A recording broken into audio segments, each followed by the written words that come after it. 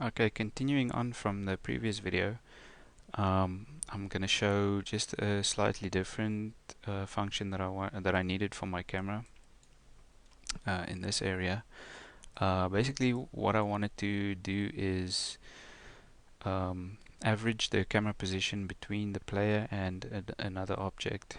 So when you run around, you know, both objects are pretty much on screen, and going along with that, what I needed, or on top of that, what I needed was, as you move closer or further away from the object, um, the camera needs to zoom. So if you run far away, you don't go off screen. You know, the two objects don't go off screen. Um, kind of keep them on screen, and as you get really close, you know, so the frame is controlled a little bit in that sense. Um, so first step is to average the camera, and the way I do that is I have these three dummy objects, and this one is connected to the player, so it's going to be moving around with the player, and this one is actually going to be static, even though it can also be moving around. In this case it's actually going to be static, and this one is gonna be the one that I use to calculate the average and place it in between those 2 points, and the camera is then going to be attached to this point, so it's actually just going to sit between those 2 points. So that's going to create the focus, you know, in the middle of these two objects. Okay, so the way that works is just gonna do that actually. Um,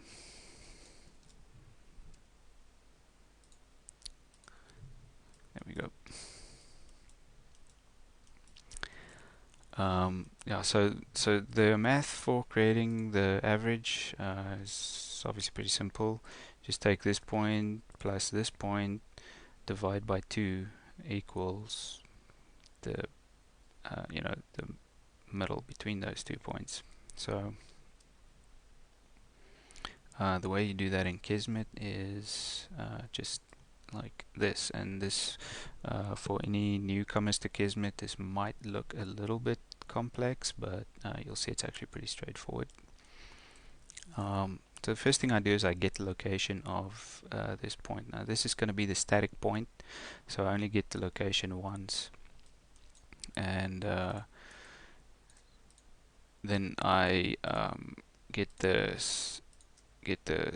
x, y, z separately. And the reason why you have to do that is because there has to be done some math on this. Remember, the one coordinate plus the other coordinate, so I have to add them, and you can only do math on the floats separately, not on the actual vector there. And then I get the location of the point of the dummy object that's attached to the player, and same thing, also get x, y, z out separately. And then next step is to add them, so add all those three to all those three, and that's what these three do. So now you see why it looks more complicated than it really is. There's so many nodes because you have to split these things up. And after adding them, I divide all three axes by 2, and then the result of that is my final result that I'm looking for, and then so I feed that back into a vector node, so I can set the dummy object, set that vector to this dummy object here. And all this stuff runs in a loop, so this stuff here actually runs in a loop, but this doesn't. And the reason for that is, like I mentioned before, this is going to be static, so I only need to get that vector coordinate there once. And these things, because it's attached to the player and you can move around, it's going to be a dynamic number, so it needs to run in a loop. And create a loop through a delay, because if you simply just created a clean loop without a delay, then you will definitely crash your game. So make it a really short delay, 0.01, which essentially will update it on a per frame basis. So that's the setup for the for creating the averaged point in between these 2 points. For the next part, I'm gonna put that. It's not a very big part, but I'm gonna put that on the next video. I don't want these videos to get too long, so yeah, for calculating the zoom, I'll put that on the next video.